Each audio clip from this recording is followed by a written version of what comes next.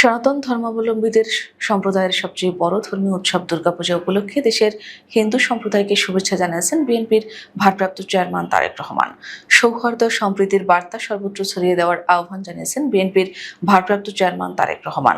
রোববার ফেসবুকে দেওয়া এক ভিডিও বার্তায় হিন্দু সম্প্রদায়ের প্রতি তিনি এ আহ্বান জানান।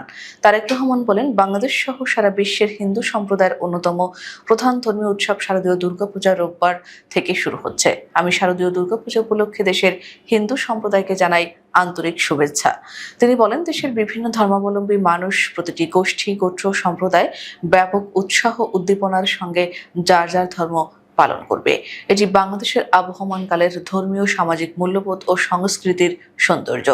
একজন বাংলাদেশী হিসেবে এর ভেতর দিয়েই পরিস্ফুটিত হয়ে ওঠে আমাদের বিভিন্ন ধর্ম, গোত্র, সম্প্রদায়ের মধ্যকার পারস্পরিক বন্ধুত্ব, সম্প্রীতি, সৌহার্দ্য এবং ভ্রাতৃত্ব।